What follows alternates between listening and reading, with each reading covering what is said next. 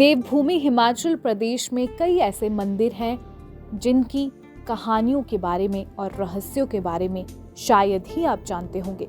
आज एक ऐसे ही मंदिर के बारे में हम आपको बताएंगे जो हिमाचल प्रदेश के जिला ऊना के गगरेट विधानसभा क्षेत्र के सहजल वेई गांव ववहेड़ में स्थित है। आपको बता दें कि दौलतपुर चौक नामक स्थान से लगभग 1 किलोमीटर दूर गांव में ये मंदिर स्थित है।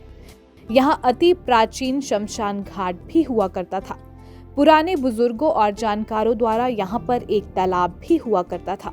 लोगों का विश्वास है कि प्राचीन काल में जब पांडव अज्ञातवास के दौरान यहाँ से गुजर रहे थे तो उन्हें अत्यंत प्यास लगी और उन्होंने इस तालाब से जल ग्रहण करना चाहा तो चारों पांडव मूर्छित हो गए। जब पांडवों के बड़े भाई युधिष्ठिर ने देखा उनके भाई जल ग्रहण करके नहीं आए तो वे उस तालाब पर पहुंचे तो उन्होंने वहां पर देखा उनके सभी भाई मूर्छित पड़े हुए हैं। तब वहां पर यशराज प्रकट हुए और उन्होंने यह शर्त रखी कि यदि तुम मेरे प्रश्नों का उत्तर ठीक ढंग से दोगे तभी आप इस तालाब का जल ग्रहण कर सकते हो और तुम्हारे सभी भाई भी सकुशल हो जाएंगे। युधिष्ठिर ने यशराज के सभी प्रश्नों के सही उत्तर सुनकर यशराज संतुष्ट हो गए और उनके भाइयों को जल पीने की आज्ञा प्रदान की। पांडवों ने जल ग्रहण किया और संतुष्ट होकर वहां से चल दिए। इस सहजल वेई गांव ववहेड़ के सेवक ने इस गांव के इतिहास के बारे में क्या बताया, सुनिए।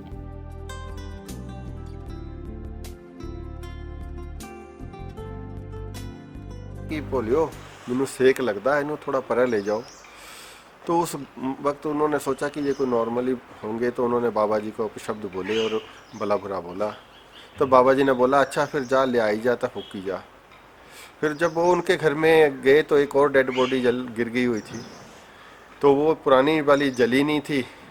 ऐसे कर करके 7 डेड बॉडी उस परिवार से चली गई, ख़त्म हो गए बंदे। तो जलता कोई भी नहीं था, आग लगाते थे लकड़ियाँ नहीं जलती थी। फिर किसी बुज़ुर्ग ने बोला कि आपने उस साधु सन्यासी संत को, बाबा जी को, बाबा पूर्ण ब्रह्म परमात्मा को अपशब्द बोले, उनसे माफ़ी मांगो फिर शायद कुछ करें। तो बाबा जी के पास आए सारे गांव के लोग, तो बाबा जी से माफ़ी मांगी। फिर बाबा जी ने बताया कि ये सरस्वती कुंड है। फिर बाबा जी ने काफ़ी समय यहाँ तपस्या करी। उनकी इतनी घंघोर तपस्या थी कि वो मुर्दे को भी जीवित कर देते थे। अगर किसी के यहाँ औलाद नहीं होती थी, अगर उन्होंने कह दिया कि जा तेरे औलाद होएगी, तो उनके बाकायदा औलाद होती थी। ऐसे एकों नहीं अनन्य उदाहरण हैं। हमारे गांव के ही हैं एक कुलदीप सिंह राणा, जो राणा परिवार बहुत चर्चित है। उनकी माता को उन्होंने 2 साल पहले बता दिया था, क्योंकि उनकी 5 बेटियां थी। तो उनके माता को उन्होंने बोला कि तुम्हारे घर 2 साल बाद राणा जी आएंगे, उनका नाम कुलदीप रखना और वो जहाज में सफ़र किया करेंगे। तो कुलदीप राणा की 65 साल उम्र होगी, उन्होंने जहाज कभी जूठा नहीं। और आज लास्ट डे मतलब अभी वो बाई ईयर ही आते हैं और बाई ईयर जाते हैं। जापान की कंपनी ने उनको हायर कर लिया।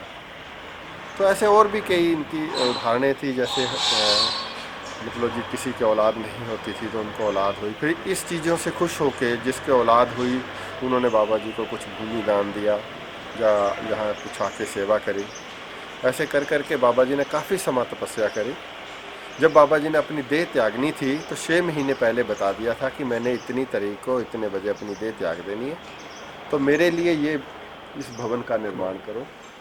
तो ये समाधि का निर्माण किया यहाँ पे और खुद समाधि बनवाई बाबा जी ने। बैसाखी का दिन था और 12 बजे बैसाखी के दिन समाधि में उतरे और ओम बोल के अपना शरीर त्याग दिया। और जब शरीर त्याग दिया तो शरीर त्यागने से पहले बोला, उनके काफ़ी अनुयायी थे। जो उनके सबसे छोटे अनुयायी थे बाबा आत्मा राम जी, जो उनके परम शिष्य थे, उनकी वो समाधि है आगे। तो उनको उन्होंने बोला कि आगे गद्दी का कारोबार मतलब आपने संभालना है। तो काफ़ी समय बाबा आत्मा राम जी भी ने गद्दी की सेवा करी। जब बाबा आत्मा राम जी भी वृद्ध अवस्था में हो गए तब बाबा यहाँ देखा कि कोई टिक के नहीं रहता है, तो बाबा आत्मा राम ने एक स्वाना की गद्दी है, वहाँ के महंत हीरा लाल से उनके छोटे से पुत्र को गद्दी का महंत ने नियुक्त किया।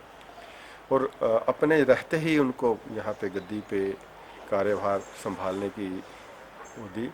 फिर महंत रोशन लाल की मृत्यु के बाद उनके ही बड़े भाई महंत बलवंत गिर, हमारे एरिया के लोग बड़े मानते हैं उनको, उन्होंने तपस्या करी। वो भी बड़े ज्ञानी और बड़े पूजनीय थे। तो इस प्रकार ये सारा स्थान है। ये मंदिर का निर्माण भी बाबा पूर्ण ब्रह्म परमहंस जी ने बनाया था। जहाँ पे प्रचलित है कि 5 कुएं पांडवों ने बनाए थे, वो धारणा गलत है। यहाँ पे सिर्फ 4 कुएं थे, वो भी बाबा पूर्ण ब्रह्म परमहंस जी ने बनवाए थे। पहला था जो जलाशय है जो मैंने अभी बताया वो था, इसको कुएं का स्वरूप दिया गया। उस समय छुआछूत की बड़ी समस्या थी। जो उच्चित जाति के लोग थे, ऊंची जाति के लोग थे, वो नीची जाति को पानी नहीं पीने देते थे। एक कुआं उनके लिए बनवाया उन्होंने। एक कुआं उन्होंने जैसे कोई पशुओं को पानी पीने के लिए बनवाया। इस तरह के 4 कुएं थे और 4 कुएं जो जिनका निर्माण बाबा पूर्ण ब्रह्म परमहंस जी ने करवाया था, उन्हीं के कार्यकाल में, उन्हीं की मार्गदर्शन से ही सब कुछ संपन्न हुआ। तो आज भी बाबा पूर्ण ब्रह्म परमहंस जी स्थान पे आते हैं, यहीं उनका वास है। और जो भी अच्छे मन से, सच्चे मन से उनकी श्रद्धा से सेवा करता है, जब मनोकामना मांगता है, वो पूर्ण होती है।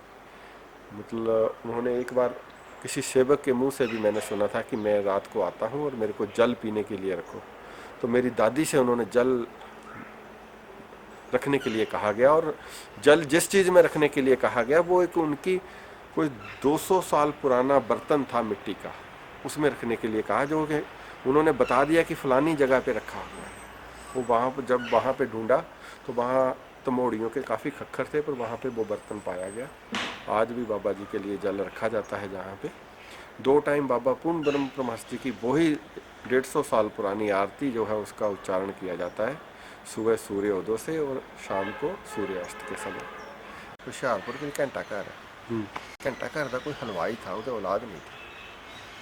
घंटा घर का जो उत्थे कोई हलवाई था, तो उन्हें जो औलाद नहीं थी, तो किसी ने दसिया भी तुम बेइया जाओ बाबिया ने बोलो। बाबिया को आए तो महाराज साढ़े औलाद नहीं। बाबिया ने बोलिया भी जा, 1 साल बाद तेरा औलाद होगी, उसका नाम हरगोबिंद रखे। अच्छा, उसका नाम हरगोबिंद रखे। हरगोबिंद भी हलवाई बन गया। उत्थे जो घंटा घर उत्थे किसी हलवाई की दुकान करता। हरिद्वार हरगोबिंद की बाबा जी नाल बड़ी खिंचाव थी।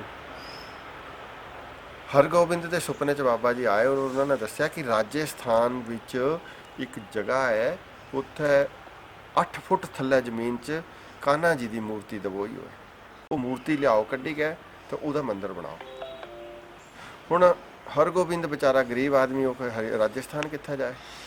तो चाह बनांदा पिया, तो उत्थे एक बंदा उहदे कोल चाह पिया करदा, सरदार। तो सरदार नूं बोलदा कि हरगोबिंद कि सरदार जी मैनूं सुपना आउंदा राजस्थान का, तुसीं कित्थे जे? बोलदा राजस्थान दे। बोलदा मैनूं सुपना आंदा राजस्थान इदां दी लोकेशन है, इदां दा मकान है, इदां इदां दी जगह है, इदां इदां दी सड़क है। उत्थे कृष्ण भगवान की मूर्ति 8 फुट जमीन च थबोई हुआ। तो जिहड़ी जमीन थी उस सरदार दी थी, और सरदार ने बोलिया जिहड़ी तू लोकेशन दस रहा तो मेरे घर दी है।